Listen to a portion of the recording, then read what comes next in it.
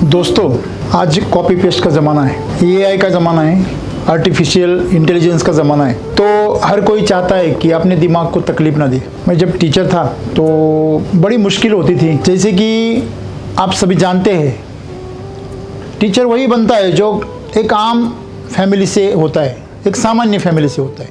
जो एक अमीर फैमिली से होता है वो अपवाद से हो सकता है, लेकिन इन जनरली वो कभी टीचर नहीं बनता। तो टीचर आमतौर पे एक गरीब फैमिली से आते हैं या मिडिल क्लास से आते हैं, तो उनको बचपन से एक तड़जोड़ वाली ज़िंदगी जीने की आदत होती है। जो भी उनको मिलता है वो लिमिटेड होता है। उनकी जो चाह होती है उससे उनको बहुत कम मिलता है, शायद उनकी ज़रूरत से भी उनको कम मिलता है। तो उनके मन में हमेशा एक बात रहती है कि मुझे मिलेगा कि नहीं, और मेरे पास जो है वो रहेगा कि नहीं, शायद मैं उसको खो ना दूँ। तो इसी टेंशन में वो एक एडजस्टमेंट वाली ज़िंदगी जीता है और बचाने वाली ज़िंदगी जीता है। समझो, कोई भी चीज़ उसके पास हो उसको वो संभल के रखना चाहता है। मैं ये आपको इसलिए बता रहा हूँ कि कॉपी पेस्ट का ज़माना है, इसकी बात मैं आपसे कर रहा हूँ। तो आमतौर पे समझो कोई कार है, टीचर ने कार ले भी ली या मोटरसाइकिल ले ली, तो उसको वो अपने बच्चों से भी ज़्यादा संभालता है। बारिश आई तो वो कीचड़ से भर जाती है, फिर धोना पड़ता है, तो उस दिन वो बस से चला जाता है अपने पास कार होने के बावजूद। तो छोटी छोटी बातें उसके लिए बहुत मायने रखती है, क्योंकि उसने वो जो लिया है वो अपने हैसियत से ज़्यादा है। तो उसने किसी को कॉपी किया है। एक लाइफस्टाइल जो है उसकी वो खुद की अपनी नहीं है, तो उसने कॉपी करना शुरू किया है। जो उच्च वर्णीय होते हैं उनकी लाइफस्टाइल को कॉपी करने की वजह से उनकी जो कैपेसिटी है उससे ज़्यादा वो लोन ले लेते हैं। बैंक तक मना कर देती है इतना लोन देने में। मैं खुद टीचर था, मुझे पता है। मुझे अगर 50,000 की सैलरी है तो मेरा पगार 40,000 कट के जाता था। ऐसा नहीं है कि कितनी सैलरी बढ़ा दे और वो कर्ज से मुक्त, कभी नहीं हो सकता। क्योंकि अगर मेरे पास में अगर 50,000 की सैलरी है तो मैं छोटी कार ले लूँगा 2-3 लाख की और 10-12 लाख का बंगला बना लूँगा। जबकि मेरी पूरी साल की आमदनी कितनी है? 6 लाख से भी कम है, क्योंकि उससे तो एक पगार तो गवर्नमेंट काट के लेने वाली है टैक्स में। तो मैं आपको ये चीज़ें क्यों बता रहा हूँ? क्योंकि हम जीवन में एक तड़जोड़ वाली ज़िंदगी क्यों जीते हैं? क्योंकि हम दूसरे को कॉपी करते हैं। जो मजदूर हैं वो मुकादम को कॉपी करना चाहता है, वो मुकादम जो है वो अपनी सुपरवाइजर को कॉपी करना चाहिए, सुपरवाइजर इंजीनियर को कॉपी करता है, इंजीनियर बिल्डर को कॉपी करता है। वो चाहता है मैं बिल्डर बनूं। हर कोई चाहता है अगले पायदान पे पहुंचूं, या उसको कॉपी करूं या उसकी लाइफस्टाइल को कॉपी करूं। दूसरों के हुनर, दूसरों का जीवन, इसको अगर आप कॉपी कर रहे हैं तो आप अपने जीवन से चूक जाओ। लोग कहते हैं अरे तुम ऐसा क्यों कर रहे हो, लोग हंसेंगे। लोगों को कॉपी करो, लोग हंसेंगे नहीं। आप लोगों से कुछ अलग करो तो लोग आपको हंसेंगे, और लोग आपको हंसेंगे तो आप फंसेंगे उनके जाल में। खेकड़े देखे कभी? तो आपको वो स्टोरी बहुत अच्छी तरह पता है कि एक जगह पे केकड़ों का सम्मेलन, एक प्रदर्शनी भरी थी। तो सभी देशों के केकड़े वहाँ पे रखे गए थे। सभियों के जो ढक्कन थे बरनियों के वो बंद थे जार के, लेकिन इंडियन जो केकड़े की बरनी थी वो खुली थी। तो जरा ध्यान से सब लोग देख रहे थे, तो बाकी केकड़े सब शांति से बैठे थे, लेकिन इंडियन केकड़े थे वो एक ऊपर जा रहा था, दूसरे उसके तंगड़े खींच के नीचे खींच रहा था। तो उसका जो प्रेजेंटेशन करने वाला था वो बोला हमारे जार को ढक्कन लगाने की जरूरत नहीं है, वो खुद किसी को आगे नहीं जाने देंगे। कोई भी अगर आगे जाने की कोशिश करे बाकी वाले उसकी टांग खींच के पीछे लाते उसको। हम प्रगति का अनुमोदन नहीं करते, हम अधोगति का अनुमोदन करते हैं। हम जहाँ हैं वहाँ रहने के लिए क्या है, मजबूर है। तो इसलिए हमारे ऊपर दूसरे लोगों ने राज्य किया, हमें गुलाम बनाया। गुलाम उन्हीं लोगों को बनाया जा सकता है वो कॉपी पेस्ट करते हैं, जो खुद की दिमाग नहीं चलाते। तो आपको कोई और यूज करेगा। देखो, आपके अगर खुद के सपने नहीं हैं तो आप दूसरों के सपने पूरे करोगे। अगर आपका खुद का कोई जीवन नहीं है तो आप दूसरों के जीवन को कॉपी करेंगे। चाहे आपके पास में सूखी रोटी हो, लेकिन फिर भी आप शहंशाह की तरह जी सकते हैं। क्यों नहीं जी सकते? लेकिन शहंशाह की तरह जीना मतलब निष्क्रिय बनकर आलस्य में जीना, ऐसा नहीं हो सकता।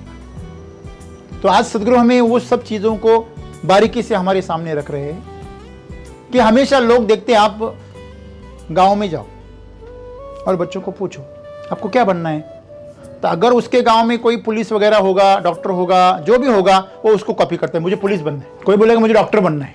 क्यों रे बाबा? अरे डॉक्टर को रिस्पेक्ट होती है, उसको अच्छा आमदनी होती है, उसका बंगला होता है, गाड़ी होती है, सब लोग उसको डॉक्टर साहब कहते हैं। पुलिस क्यों बनना है? पुलिस से डरते हैं सब लोग। सबसे बड़े मेरे लिए पिताजी, और वो भी डरते हैं पुलिस से, तो पुलिस बनना है।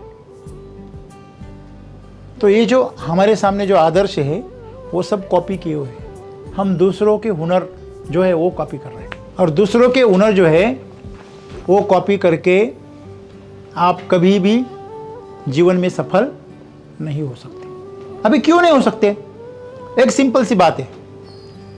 एक बार ऐसा हुआ, एक टीचर ने जानवरों का ट्रेनिंग लेना शुरू कर दिया।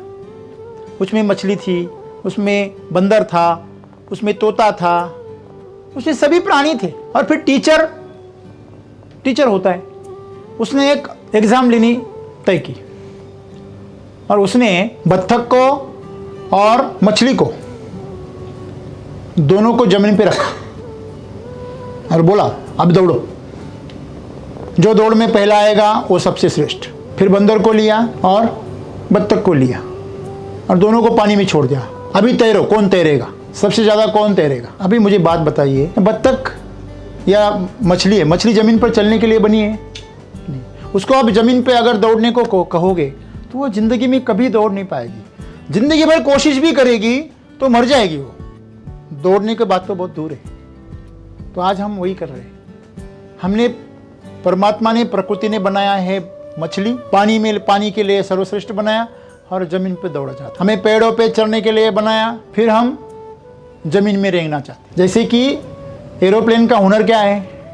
आकाश में उड़ना। अगर वो जमीन पे दौड़ना लगे तो क्या वो सफल होगा? नहीं, वो बर्बाद हो जाएगा। और ऐसे आज हो रहे लोग बर्बाद इसीलिए हो रहे हैं क्योंकि वो एक दूसरे के हुनर को क्या कर रहे हैं? कॉपी कर रहे हैं। हाँ, उनसे आदर्श लो। जिन जिन लोगों को आप जानते हो उन लोगों ने अपने अंदर के हुनर को बाहर निकाला। अब आपके अंदर के हुनर को तभी बाहर निकाल पाओगे जब आप कुछ को खोजोगे। खुद को खोजना पड़ेगा। सोना कहाँ मिलता है? गड़ा हुआ होता है, उसको आपको मिट्टी निकालनी पड़ेगी। सोना सुनार के पास नहीं होता है। नहीं तो हमारे बच्चे क्या कहेंगे, सर सोना किधर होता है? पीएनजे के पास होता है। तो ये जो बात है कि हम क्या करते हैं, हमें सोना हमारे अंदर का खोजना है, तो हमें हमारे अंदर की खदान को खोदना पड़ेगा। और कैसे खोदेंगे हम हमारी खदान को? इसके बारे में सदगुरु जी ने बताया कि बात इतनी नहीं है कि आप किसी दूसरे व्यक्ति की तरह आप हुनर नहीं दिखा सकते। आप दूसरों के साथ खुद को क्या करते? कंपेयर करते।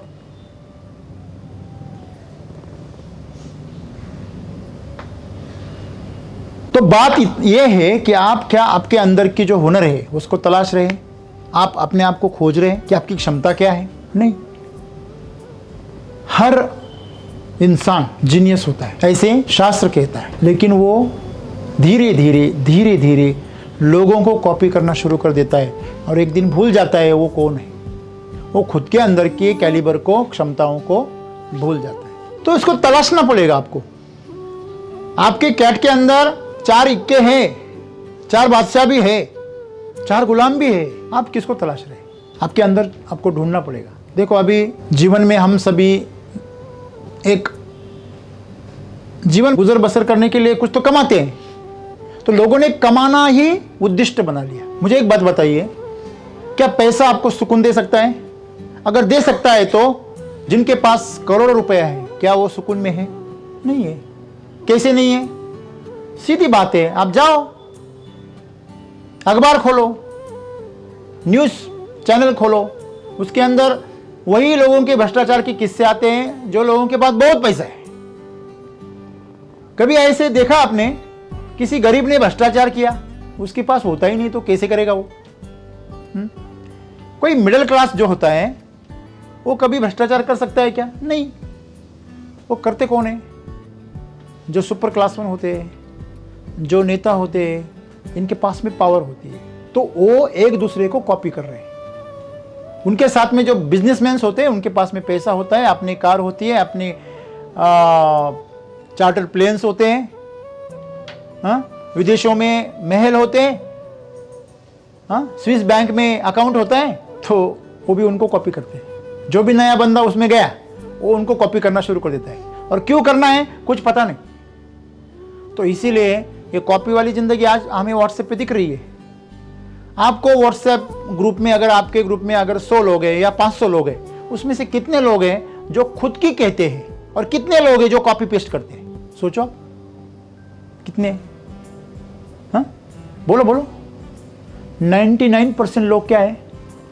कॉपी पेस्ट वाले। या तो वो दूसरे को समर्थन देंगे, हाँ इनका बरोबर है, इनका सही है, जीरो जी, तुम पवाड़ा कहो, हम जीरो जी कहेंगे। ऐसे जीरो जी वाले बहुत है, लेकिन खुद का पवाड़ा गाने वाले कौन है? इनका पवा कब का चूल्हे में गया, इन्होंने डाल दिया है, खाने के लिए, वो जलाने के लिए कुछ नहीं था, इसलिए पवा जला दिया। जो आपके अंदर के जो हुनर है उसको आप क्या करो? न्याय दो। क्या दो? न्याय दो। ये कॉपी पेस्ट वाली जिंदगी छोड़ दो, इसमें कुछ नहीं है। हाँ सर, ये अभी इनके पास में पैसा है, गाड़ी है, इनके पास में पोजीशन है, मुझे ये चाहिए सब, ठीक है ना, वो मिलेगा तुमको, लेकिन करोगे क्या? नहीं मैं उनके जैसा ही ऐसा करूँगा, ऐसा वैसे करूँगा।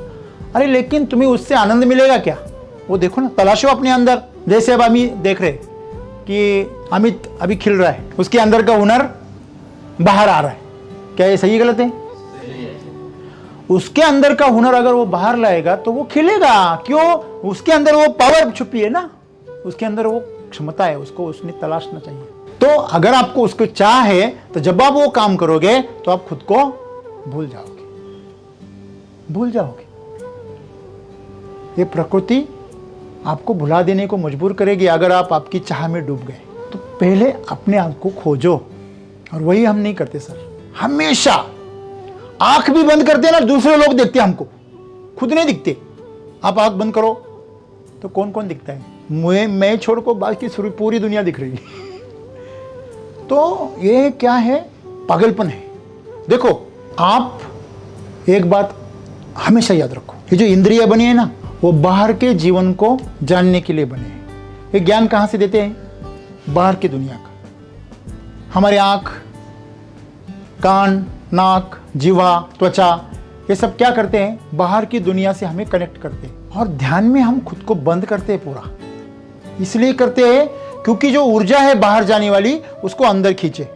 लेकिन ये बदतमीज मन, आंखें बंद भी करो तो वो बाहर की दुनिया दिखाता है।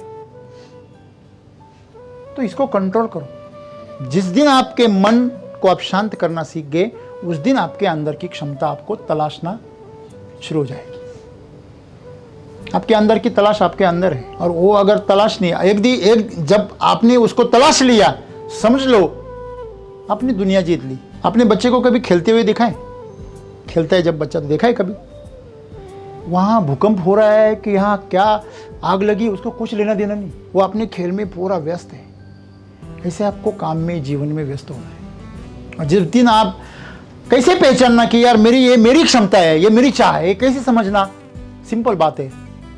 जिस काम को करते वक्त आप भूख, प्यास, गर्मी, सर्दी, बीमारी, तकलीफ, वेदनाएं, यातनाएं सब भूल जाएंगे और उसको करते रहेंगे, वही आपके जीवन का लक्ष्य है, वही आपकी मंजिल है, वही आपका जुनून है।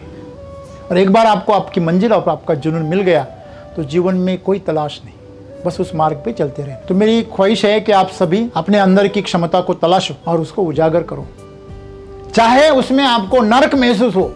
देखो, हर रास्ते में तकलीफें आती है। वो तकलीफें आपको मजबूत बनाने के लिए आती है, और यही हमें समझता नहीं है, हम उससे डर जाते हैं। मुश्किलें किस लिए आती है? कोई भी चैलेंज आपके सामने आता है तो आपको क्या करता है? मजबूत करता है। आपने अगर उसको बाईपास कर दिया तो आपका जीवन बर्बाद हो गया। सामना करो, उसका क्या करो, और उससे गुजरो। वीडियो गेम खेले कभी? कभी किसी को खेलते हुए देखा है? वीडियो गेम में क्या होता है? एक टारगेट होता है, एक बीच में मुश्किल होती है, और उसके सामने गिफ्ट होता है। जीवन भी ऐसे है। आप उस चैलेंज को पार करोगे तो आपको गिफ्ट मिलेगा। क्या मिलेगा? एक नई क्षमता मिलेगी। एक बार आपने जंगल से खुद को गुजार दिया, वहां से शेर था, उसके सामने से आप एक बार गुजर गए तो दूसरी बार में आपको टेंशन नहीं आएगी। कैसे गुजरना मालूम हो गए। किसी भी संकट से आप गुजर गए तो आपकी उसकी क्षमता आप जान जाओगे। इसलिए सद्गुरु हमें यही बता रहे हैं कि लोगों को कॉपी करना छोड़ दो। वो कैसे कर रहे हैं उनको करने दो, तुम तुम्हारी स्टाइल से करो ना। काम वही करना है लेकिन तुम तुम्हारी स्टाइल से करो। लेकिन स्टाइल से का मतलब ऐसे नहीं हुआ कि जो अच्छा है उससे भी बदतर करो, उससे अच्छा करने की कोशिश करो। बराबर है? तो जीवन बहुत सुंदर है, वो आपको बहुत अच्छा बनाना चाहता है। हर एग्जाम होती है तो आप अगली क्लास में जाते हो, जाती है। जब स्कूल में पढ़ते हैं तो एग्जाम होती है, अगली क्लास में जाते हैं, एग्जाम होती है, अगली क्लास में जाते हैं। बराबर है? तो जीवन में भी यही है। सिर्फ आप क्लास पहचान नहीं रहे, आप जीवन में भी क्लास बदलते हैं आपका। सिर्फ क्या है, वहां टीचर थे वो एग्जाम लेते थे, और यहाँ जो परिस्थितियां हैं वो आपकी एग्जाम लेती है, प्रकृति है वो आपकी एग्जाम लेती है। आपको पता नहीं चलता आपकी एग्जाम कब है। और स्कूल में तय होता है, हाँ अभी ये दिवाली में होगी, अभी ये समर में होगी, खत्म, छुट्टियां हो जाएगी। यहाँ छुट्टी बिट्टी कुछ नहीं होती। हमें अभी भी बच्चे हैं, सर रक्षाबंधन आ गया, छुट्टी चाहिए। बच्चे नहीं है हम। रक्षा किसकी करनी है? सिर्फ अपनी बहन की करनी है। हाँ, अपनी माँ मुश्किल में है, बहन तो अभी छोटी है, पहले माँ की रक्षा करो, वो उसी की गोद में है। माँ की रक्षा की तो बहन की अपने आप हो जाएगी। तो आज हमें जो प्रायोरिटीज है उसको समझना है और खुद को एक अच्छे मकान तक पहुंचाना है और अपने अंदर के हुनर को जगाना है। हर इंसान को अपने अंदर के हुनर को जगाना पड़ेगा, तभी हम इस धरती को बचा पाएंगे। बराबर है? हमारे जीवन को संभाल पाएंगे, क्योंकि कहते हैं ना, जल है तो कल है, जल है तो कल है। और धरती अगर आपकी संपन्न है तभी जल है। बराबर है? तो आज सदगुरु जी सेव सॉइल का जो अभियान चला रहे, उसी के सिलसिले में वो कह रहे हैं कि आप सभी को, पूरे भारतवासियों के, पूरे विश्व के लोगों को अपने अंदर के हुनर को जगाना है और उस हुनर के माध्यम से हमारे जीवन को सुंदर बनाना है। एक दूसरे को कॉपी नहीं करना है। धन्यवाद।